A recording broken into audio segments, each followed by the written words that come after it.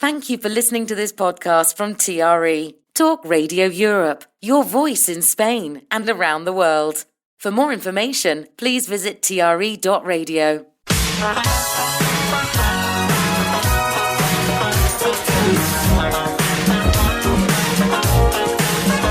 The Lifestyle Show. Selina MacKenzie. Animal Talk. Presented by Selina MacKenzie. I am more than excited to tell you that Animal Talk is back with our regular panel. We have Kay Millington from AAA. Hello. Nasli van den Kieboom from Pointer Clinic. Welcome. I'm all back. Oh, so happy. And is Ines Robinson, who is a dog rescuer and all-around expert. You know what? I'm going to give us all one of these. Welcome back.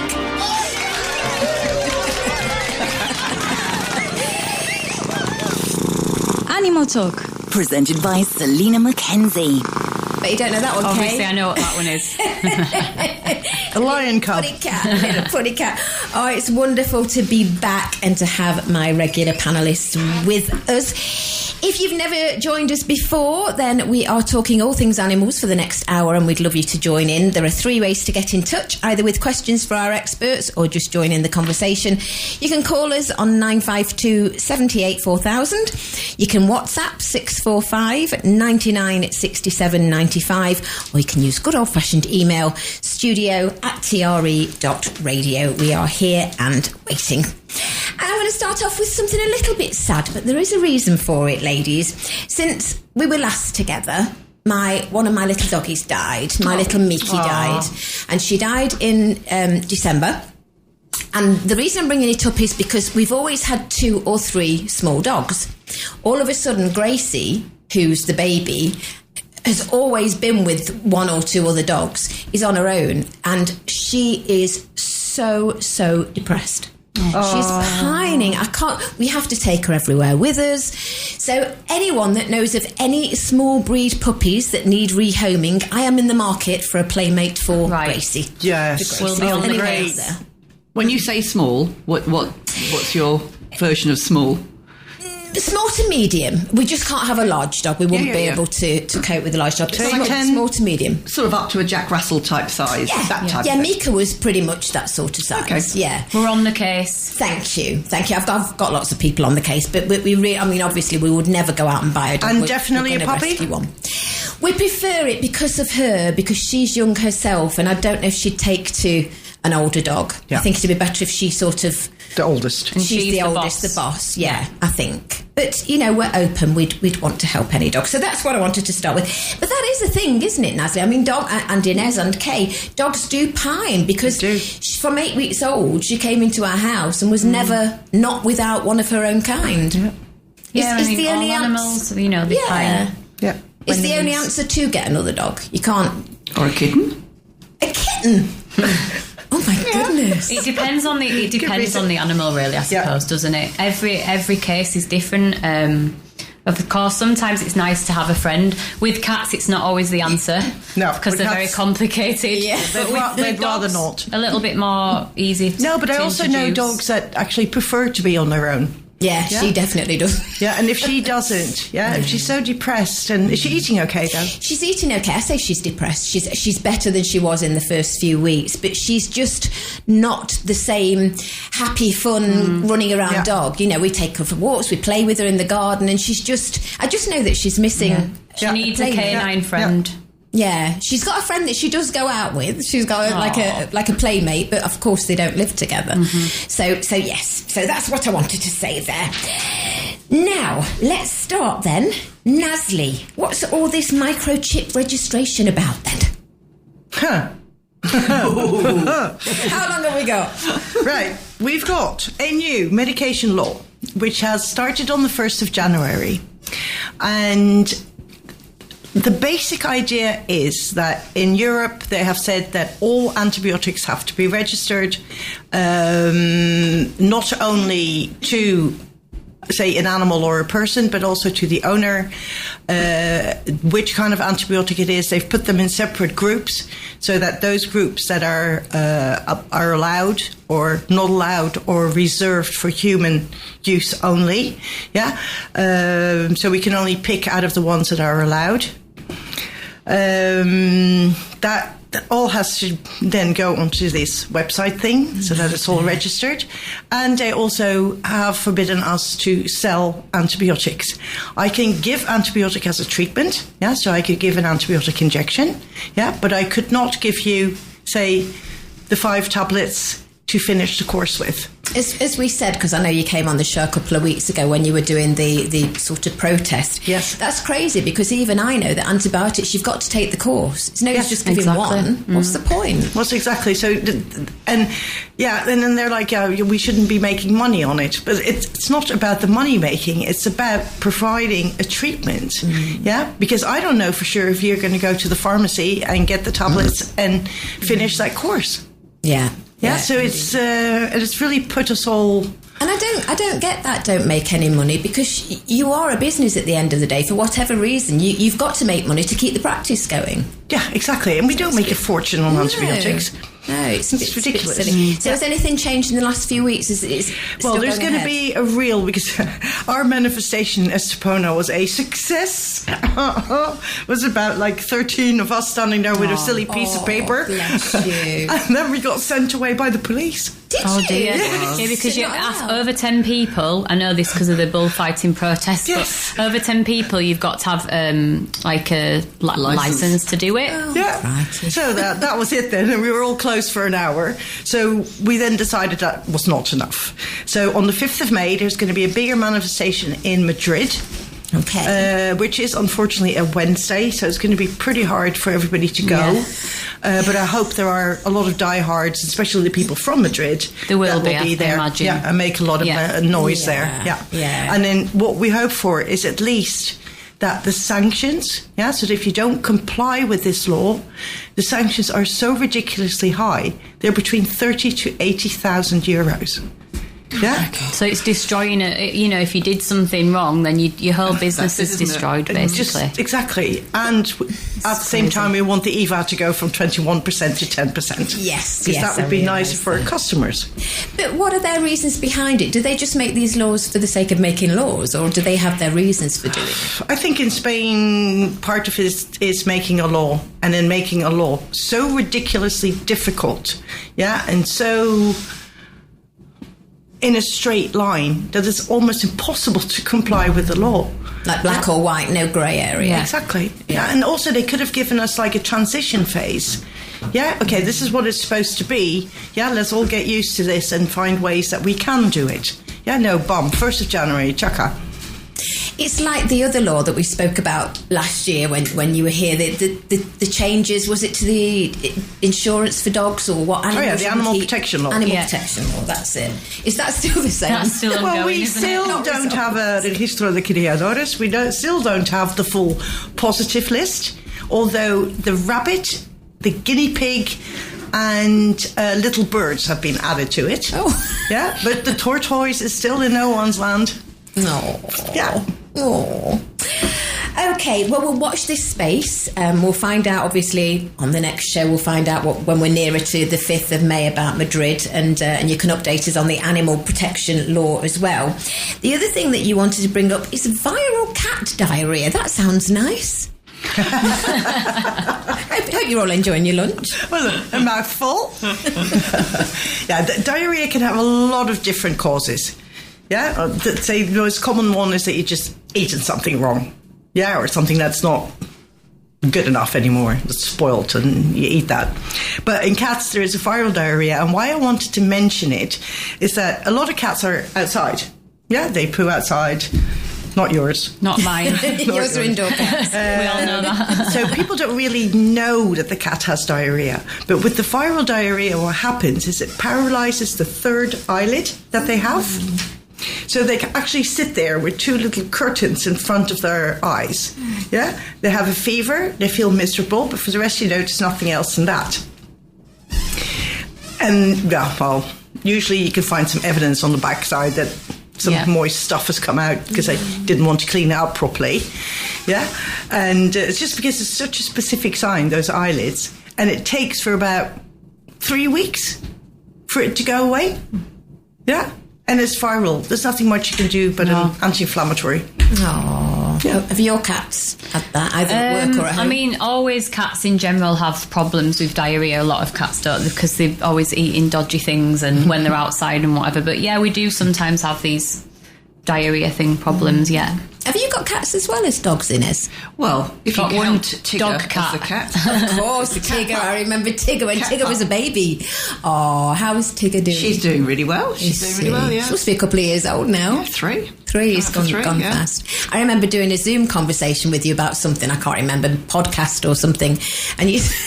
I don't know if I could, I'm going to say what you said because it made me laugh, but I hope I'm not going to get into trouble. You said, I've got a little ginger pussy on my lap.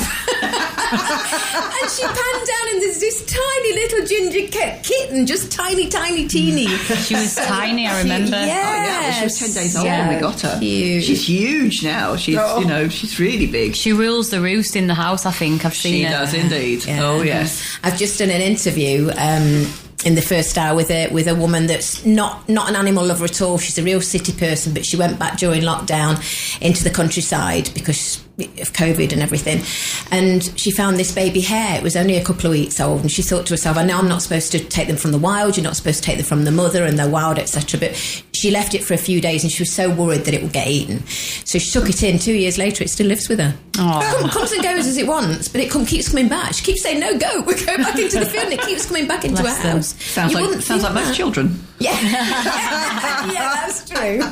Very true. Kay, what's this? The killing of the parrots?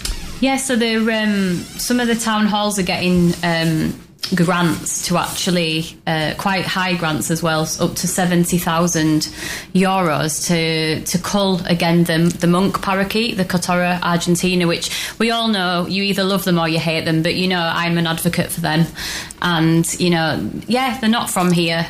Okay, they were born here, a lot of them now, but they didn't originally come from here. They come from Argentina and places in South America. The main problem, I think, in my opinion, is the noise, because when they get together, they are quite noisy. But again, I'll repeat it until I'm blue in the face. They share the nest with other birds. They're mainly grass and grass seed eaters. So when people say that they are stealing the food from the native birds, it's not true. It's simply not true. They're really lovely, kind little birds, and you see them all together. I mean, I was driving through Fingarola a few weeks ago, and I had to stop and park the car because there was 3 different kinds of our native birds, and then they were all together, and they were all drinking out of this puddle.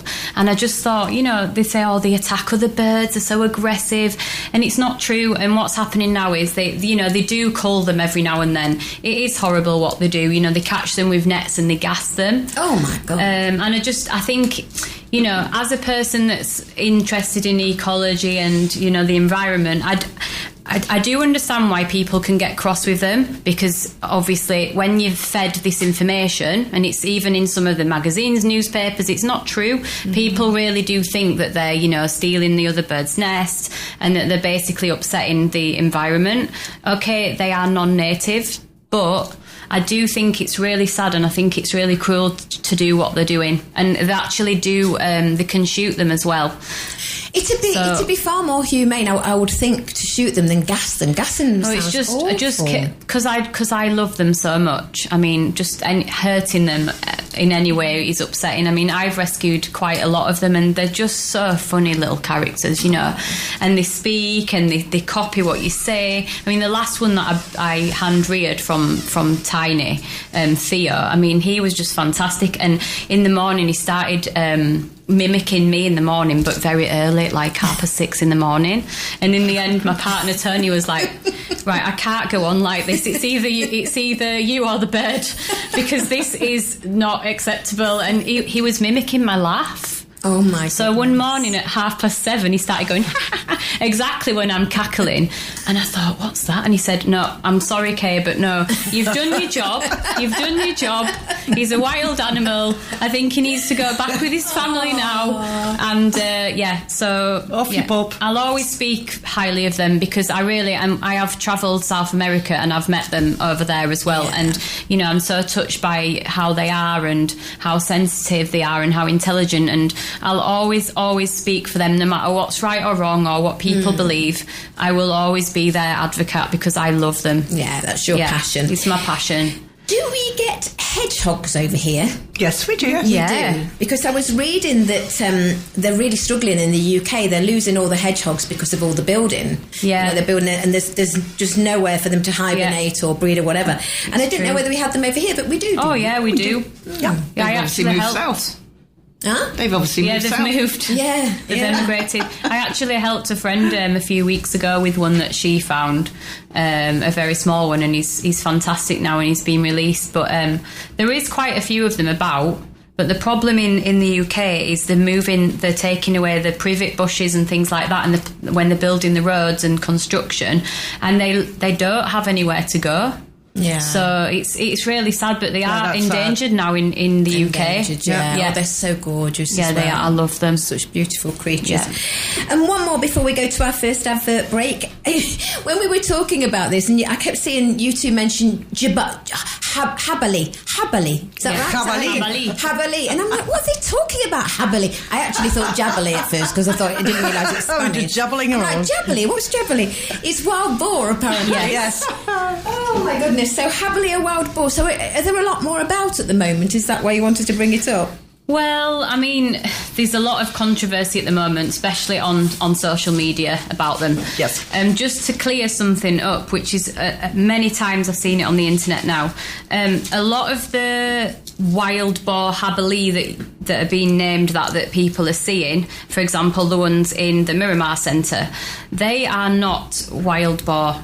They actually have a very small amount of wild boar in them, but what happened was there was a lot of potbelly pigs that got abandoned a few years ago. I know that because I'm in one of the active groups about it. I remember. What happened was again, people panicking about the new laws coming in and things like that with owning a pig. Behind the Miramar, a lot of potbelly pigs got set free. Now obviously what's happened over the years is they've then joined the tribes with the wild boar. Then over the years, you're then getting hybrid, which is obviously mixed domestic pigs. Now, because they are domestic pigs, they're not afraid. So unless you know a lot about pigs like me, because I'm obsessed with pigs and parrots and cats, everything. I'm absolutely obsessed with pigs. So when I see them on the Facebook, I don't know if you ever see I'm arguing with everyone all the time about it. I'm surprised I'm not being blocked, to be honest. But a lot of the ones that you see, they're not full wild boar. I mean, they really don't look anything like them. You can also see it in the colour. You can see it. You've got white ones, you've got ones with stripes on it, so you're like, nah, you're not totally hubbly anymore. Yeah. No. Hubbly. So what are you supposed to, if you come face to face with what you think is a wild boar or a hubbly or whatever, presumably you're not supposed to approach them because they're dangerous or not? The ones I have in the area around us where I walk the dogs, they're wild. They're afraid. Yeah. So if they see me or see my flashlights in the morning coming, they're already gone. Yeah. Yeah, with a lot of. Yeah. I'll have to put you on this animal talk promo. I wish we could have recorded that. I should have seen it. I mean, you shouldn't approach them, okay? Yeah. I'm not going to say anything about what I do because I just speak to them like humans. When I see them, I'm having a good chat with them, and when I'm out feeding the cats and stuff, they just know me, so they're not going to do anything. I'm fully confident that nothing's going to happen to me, but I would never recommend that you, obviously. And of course, they need to find their own food. Now, a lot of people are saying, oh, it's because they're building here and they're building there and they're coming down. Yes, they are. They're looking for water mainly. Right. And they used to provide, for example, in Mijas, the town hall used to provide food and water for them, so they didn't need to come down. Now, because they're not actually wild boar, they're obviously not afraid. So they come in and they were in the Miramar Centre. I saw that. And I mean, a lot of people thought that was quite cute, but actually, if I was there, I'd be a little bit distressed about how stressed they are, because, you know, they were basically begging for food, weren't they? And there was... You're just looking around and roaming for that. Yeah, and it is the sad. only time I would be scared of them in that sense, especially when you have your dogs, that if they just have babies, they just have a litter, and mom is going to protect Of course. them, then she will charge. Yeah. And you can't blame her for that. No. But a lot of them, just so people know, a lot of them don't actually have the tusks. They're not horns, they're tusks. They're actually extended teeth. Some of them, and it's not a fact of if it's male or female, they can both have them. I actually have never seen any with tusks ever. You know, the long teeth. But yeah, you know, that's going to injure a dog, and I understand that. They've also got an underbite as well. So the way that their jaw is, you'd get hurt by getting charged at and getting knocked over more than actually when people say, oh, they're going to eat this and they're going to eat my cat. No, because if you actually look at their flat teeth at the back, They can't. They can't actually do that. And they can't open it. I have a skull. I could bring it with next time. Please do so. do. Yeah. Still of a Haberley. Yes. Wow. Yeah, please Fantastic. do. There Please you do. go. It'd be very interesting. It's a shame it's not TV. I can see it, but nobody else can. I'll make a little video. Yeah, make a video of it. We'll put it online. We'll put it on the TRE site. Presumably, with you mentioning water, they'll come down more in the summer then, because they're deficient of water. Yeah, but also More than because now. of the fires that have been. Yeah. That was actually the point that they all started coming. Yeah, that was coming from down. them, wasn't it? Yeah. From the fires. Alrighty then, it's 3:25. Let's take our first advert break. TRE, your voice in Spain. No, it's that one. The Lifestyle Show. No, it's not what you think it is. Presented I by always forget Selina this one. MacKenzie. Do you know what that is, Inez? The penguin. Oh, well done. I thought you were Yes, going to say it's a capybara. penguin. It is a penguin, Inez. Well done. You said that without moving your mouth. That's excellent. Right, we've had an email in from Heather in Los Beliches, and she said, please pass on this life-saving tip for when your dog swallows something sharp. Not long ago, my dog accidentally swallowed a thumbtack during our walk. I panicked and called the vet right away. She told me that for sharp objects, it's best not to induce vomiting, as it could harm their esophagus on the way back up. Instead, it's recommended to let it pass naturally. The vet advised me to feed my dog lots and lots of bread, ideally slathered in olive oil. This way, the thumbtack would hopefully get packed inside the bread and pass through her system safely. I did it, and it did. She checked. Presumably that's right, Nestle. You wouldn't disagree That with is right. There is another very good alternative, which is asparagus. Asparagus? Yeah. The ones you can buy here, the white ones in the Yeah, the ones I don't like. I like In the green jar. ones. in the jar Yeah. because it's got so much fibre. Wow. Yeah, that it kind of tangles round. itself up. How interesting. That's a good tip. So you I've literally learned just give something the new. dog just a piece of, or some in a bowl, some asparagus. Depends a bit how big your dog is. Yeah. Wow, that's clever. I'd never have thought about the vomiting bit though, but that does make sense. If it's coming back up, not going to do their insides much good, is it? Yeah, and also because that system is not made to go forwards. It's Yes. made to go backwards. So things kind of go down, but they go contrary up. I suppose if you had a horse that swallowed something, you'd have to do the same because horses can't Yeah, vomit, they can't can vomit. they? No. Yeah, so you'd have to go through the other way. Right, I've got one for Kay.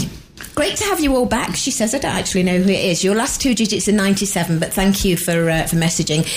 Kay always warns at this time of the year when getting in your car, always knock on the hood before starting the car because cats and kittens can get inside. This So is very we've true, repeated and it does happen. And thank you for repeating it. Yes. It does happen, and you know, probably you, Nasli, as well. I've seen some bad states of cats that have survived, and also not just that, they're getting under, and they are actually getting out. Some of them, all right, but in a different area. Yeah. So they're managing to survive somehow underneath if they're small or if they're in a space. But then they're obviously getting found, and we've found them with oil, covered in oil black, some of them not injured, and then obviously you realise actually some of them are people's cats and they're chipped as well, which is another thing that we should always mention about importance, and it is the law of chipping your cats, because if your cat gets taken somewhere else or in a van or something like that, a delivery van, some cats are so friendly or some cats are so frightened that they will hide in a van or underneath. That's another reason why it's so important to to chip your animals so we can reunite them. And dogs have to be chipped as well, don't they? Indeed. Was it you that said as well that sometimes during the summer when people are going away they should check like their garages and places like that they've not locked definitely. a cat in? I mean, you should just do it regularly. Like if you've got a storeroom, a garage, places that you're not going in often.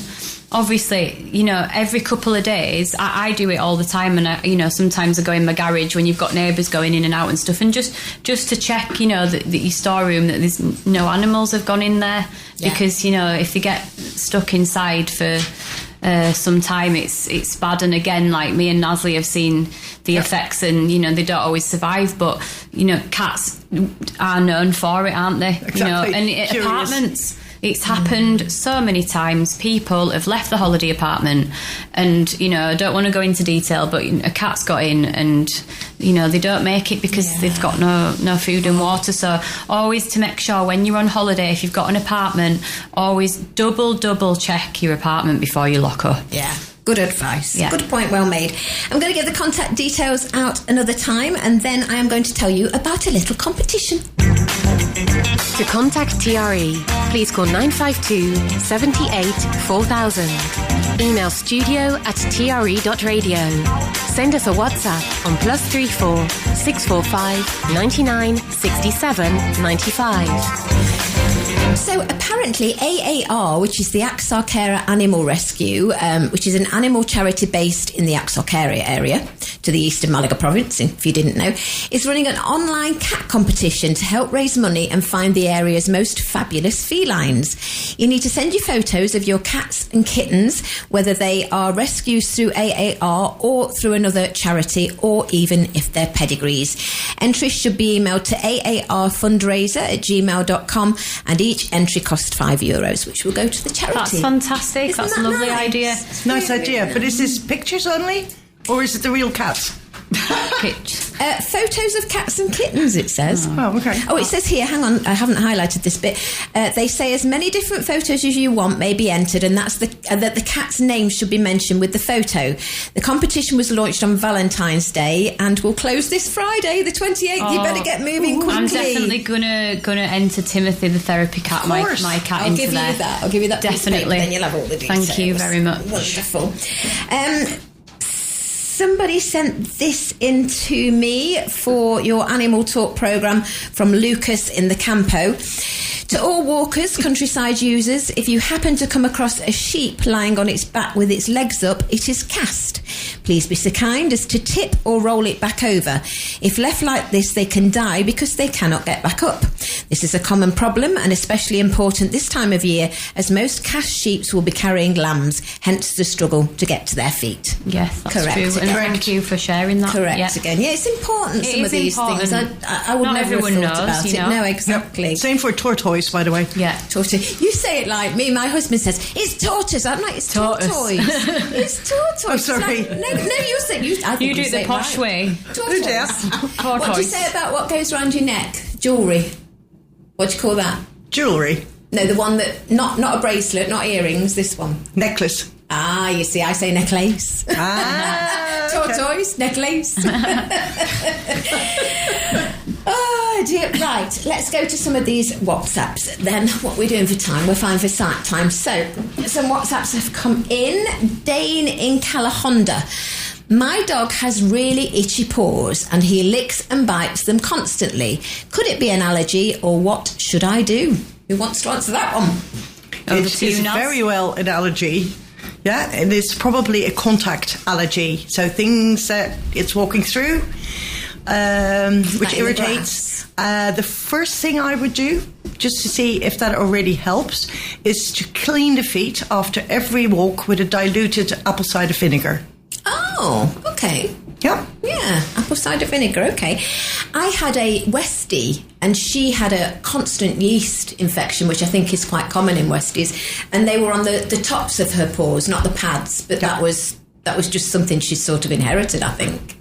It's a Westie. It's a Westie, yeah. There's not a lot you can do Genetic. about it, is it? Yeah, it's a shame. And also, it's important, I think, to say also to just check in between the pads that they don't have any grass seeds or anything like that, which is another reason why they could be licking, because it's very painful and they can actually grow inside, and it does happen, doesn't it? And also in the mouth as well, they can get it in the gaps above their teeth. So it's also good to check often that as well. If they do, should they try and pull them out or bring them to the vet? If you can see them, pull them out.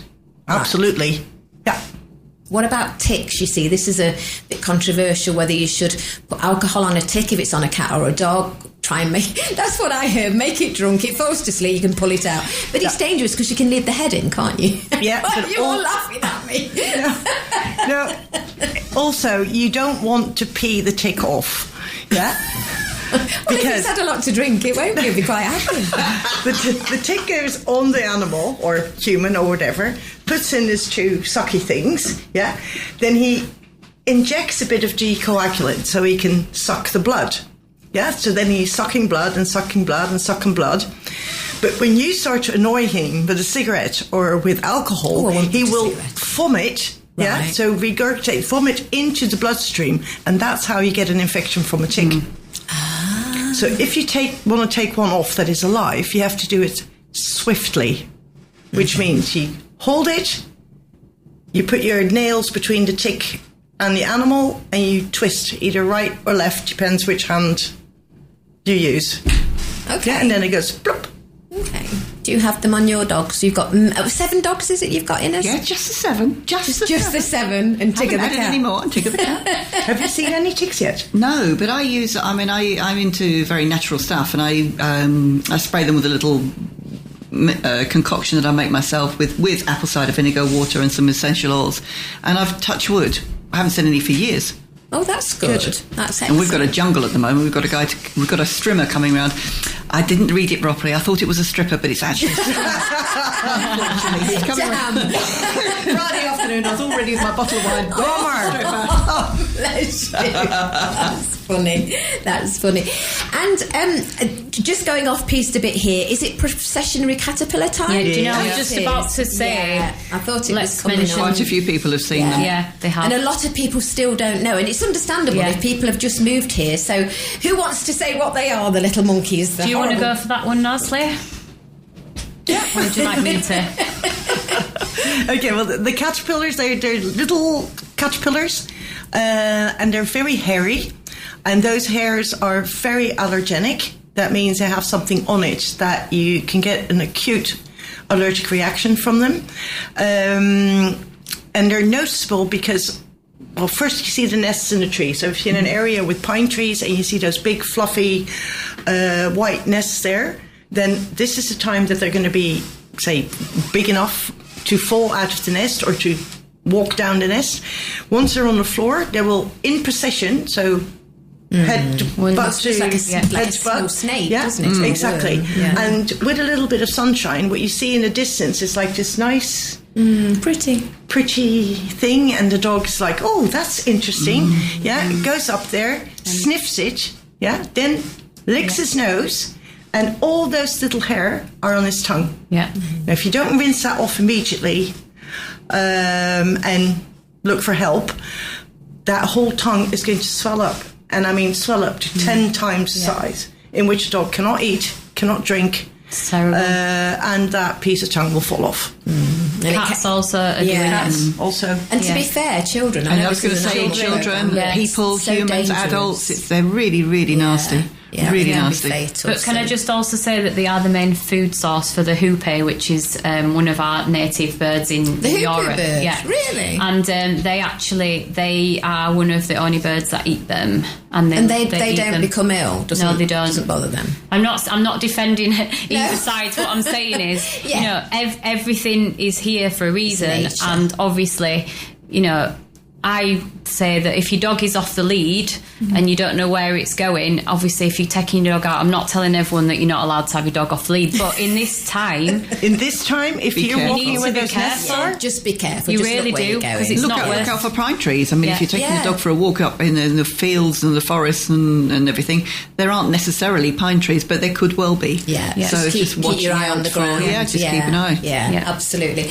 Well, bless you, Dane and Calahondra. I went completely off piece there. So itchy paws, licks and bites and constantly. So it could be an allergy, but also check for grass seeds and things like that, we're saying. Frida in Torremolinos said, can anyone tell me the law for dogs in cars? I have a 2-seater car, so does that mean they're not allowed at all? That's a good point. Well, it's a good point, isn't it? I know they have to be in the back and they have to be seat belted in, but what if you've got a 2-seater? That's a good question, actually. Very good question. Right. You're not even allowed to put your shopping on your passenger seat, so I don't know if you're allowed to put a dog there. But I do, obviously, if you've got a dog, then it's going to be difficult, isn't it? Yeah. Yeah. Interesting. Maybe secured in the footwell. Yeah. Maybe we can tell you on the next show, because Yeah, I'm going to make it my mission to find out. We shall find out. Very good one. Let's do. That's a very good one. Let me circle it so we don't forget it. So Frida will come back to you. You have to wait a month. But Sorry, we'll Frida. come back to you. In a month. Pete in the Pueblo. Hello, Pete. You're normally on my Sunday programme. My dog loves these rawhide bones that you can buy. I think they're good for his teeth, but I've heard they are dangerous. Oh, I've heard they're dangerous too. Are they? Awful. Yeah, really, really bad. Because they can get stuck in the throat. They get very slimy. They get very sticky. And some of them aren't from they're not... When they're manufactured, there's a lot of chemicals used in them as well, depending on where you get them from. But generally, the worst thing is that they get very slimy. They can slide straight down into the throat and cause a blockage. So I would go for natural treats or, smaller baked treats rather than something like that. Or a Kong. You can get these Kongs. The Kongs are brilliant. Stuff them, freeze them. They're there forever. It's really good enrichment for them. Yeah. There are other alternatives that you can use to rawhide. Lots of alternatives now. But they're still allowed to sell them. Yes. I suppose they're not breaking any laws. It's just not breaking any you've got laws. to be careful. Yeah. Interesting. And I can understand the question, because I often think with Grace, she's got such a small mouth, but I often think she does need something to gnaw on, something really, really hard to gnaw on. So can you get other sort of treats that are like that are hard? Oh, yes. A bull's pizzle would be quite good. You opened the door to that one. You really opened the door to that one. Where do I get a bull's pizzle from? Well, it's from... Yes. Various pet shops We call them nerves. Doesn't sound bad. Yes, but they're hard and good to chew on. And then you also have these antlers that you can buy. Antlers? Yeah. Oh, okay. Are they real antlers? Yes. Oh, no, really? But aren't they dangerous because they're all sticky out bits? No, like a it's not deer's those antler. big ones. I can see Gracie I hope no dragging animals a were deer harmed. across I hope no animals were harmed. No real Dolphs were harmed in the process. You haven't seen Rudolph for a few years now.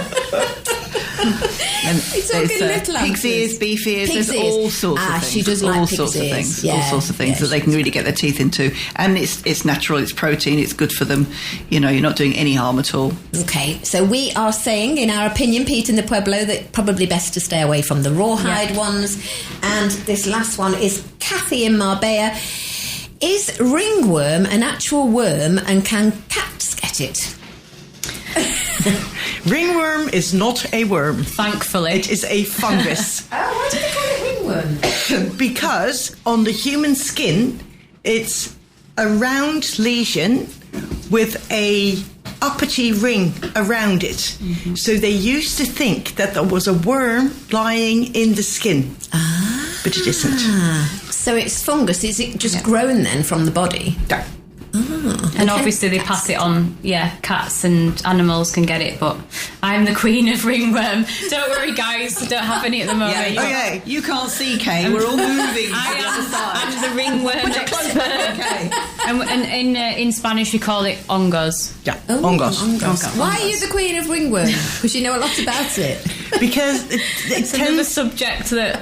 Of the animals, it's the kittens. Yeah, mainly have the ringworm. So you find a kitten, you feed the kitten, and you get ringworm. normally here, because when I'm like bottle feeding and stuff as well, and then to keep them warm, I put them on my chest or under my bra, and then in a couple of weeks I look like a spot love dog. bites. Yeah. Lots of love bites. You get ringworm. Yes. From the, oh my God, so humans can get it. Yeah. Wow. But I've got to say, don't panic, because the thing is, if you Google ringworm, it's like, it sounds really bad and people really do panic about it. It is not the end of the world, of course. It's treatable. But when you have children, I understand. When people come to adopt a cat, they will say, like, you know, 100% doesn't have ringworm. Look, you never know 100% because sometimes it's not coming out. You know, they might have it and then suddenly one day, you know, they've got it. But it's not dangerous in the sense, when your immune system's down as a human, you pick it up more often, and don't children you? pick it up really easily. Yeah. And how do you treat it then? Either with a cream, if it's very local, and sometimes you need to take tablets also. Right. Yeah. Okay. Yeah. Good to know. So Kathy, hope that helped. We need to take our next advert break. We'll be back on the other side. Talk Radio Europe. The Lifestyle Show. Presented by Selina MacKenzie. Anybody? Piggy? I don't know that one, do you, Mosley? Bigger than a pig. A guinea pig? Bigger than a pig. Oh, alpaca, did you say? A jabalí. Happily a big pig. Frank just sent a message. Please, can you tell me about the sheep again? Yes, I can. I'll read it straight from Lucas. So, to all Walker's Countryside users, if you happen to come across a sheep lying on its back with its legs up, it is cast, or cast, as some people might say. Please be so kind as to tip or roll it back over. If left this way, they can die as they cannot get back up. This is a common problem and especially important this time of year, as most cast sheep will be carrying lambs, hence their struggle to get to their feet. I mean, I'm assuming you want to try and be gentle because you don't want to panic the sheep, but you just literally push them to tip them over. Yeah. Sheep are very cooperative. Oh, Yeah. right, okay. Yeah, And very they don't placid. bite you, they don't They're not make nervous. noise, they lie like this and you just go, on the feet, off you pop. Yeah. Bless them, bless them. Right, some good news. The Big Cat Sanctuary apparently have created a specially built rescue centre for some of the traumatised lions. There are 5 lions from Ukraine. They took them from Ukraine. Nice. Oh, And they fantastic. put them in a special house. So we applaud you. Let's give them a Yes. round of applause. Thank you very much. Now, I've got to have another advert break. I've just realised we've got one more and then we'll come back. But we've only got a few minutes left, so let's be quick. Thank you for listening to Talk Radio Europe. Animal Talk. Presented by Selina MacKenzie.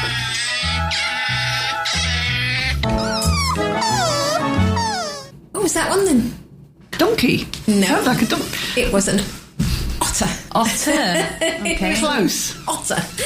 Right, I want to talk about some events. I want to talk to Kay about what AAA are doing. I am arranging an event with my friend Anne O'Halloran Ryan, and it's for Adana. So we're doing a charity afternoon tea and fashion show on Friday the 21st of March from 2 p.m, and donations do go to Adana. So just contact me if you want to join us there. And Kay, you've got an event in March as well. Yeah, so we have an open day on Sunday the 9th of March. It's from 12 till 5 and it'll be very fun, and there's lots of stalls and things like that, and you can come and see the animals, and obviously it'll be raising money for the animals at AAA, and you get to meet some of us. So yeah, we'd love as many people as we can to make it successful. I'll post it on the page as well. Yeah. And also, you know, many people are always asking me, what can we do to help with AAA? So not everyone can come and volunteer, but we do need volunteers for dog walking. We do dog walking from 9 till about 1, 7 days a week. Families are welcome to come. And also we need help in the cat house as well. And also if you can't do that, on the website, and also I'll post information on your page. You know, we have an Amazon wish list, and there's a lot of cats and dogs that need special food. So like if you can't volunteer, then, you know, we really appreciate any donations. That's a we good do idea. always appreciate everything, you know, that people do for us. But the Amazon wish list is one interesting thing, because what they do is you can go on, you can order it on our wish list, and then it'll send us straight to us, so you don't have the complications of asking where we are and the address and stuff. Exactly, and drive all the way there. It's fantastic. So you don't even have to come, but we are so grateful, and we thank all our followers for continuing your support with us, so thank you. And the page that Kay mentioned is Animal Talk by Selina on Facebook. Feel free to join that, and I will accept you. Just on that note, Kay, a big congratulations, because after 9 years, AAA have been cleared of all charges. Big round. Yay! About time. Absolutely. Yeah, I mean, obviously, I wasn't there at the time. I've only been there 2 years, but everyone's obviously very pleased about the verdict, and hopefully we can all just forget about it and move on from this. Move on, indeed. Yeah.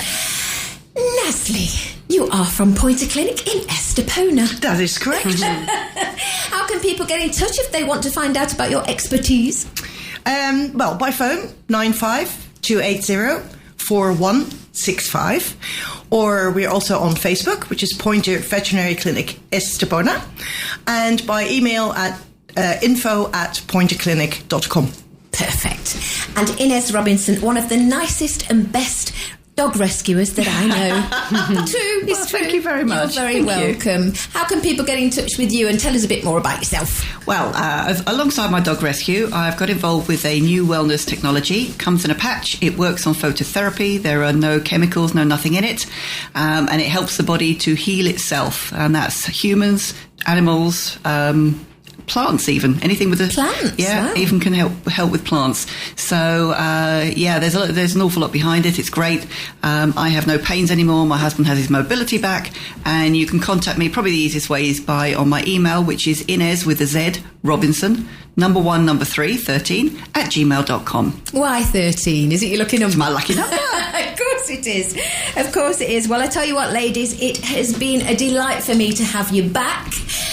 Kay Millington, Nasli van den Kieboom, and Inez Robinson. Another round of applause. We will be back again the last Tuesday of the next month. I'll check what that is and let you all know. But for today's show, it's time for this. Goodbye, sweetheart. Well, it's time to go.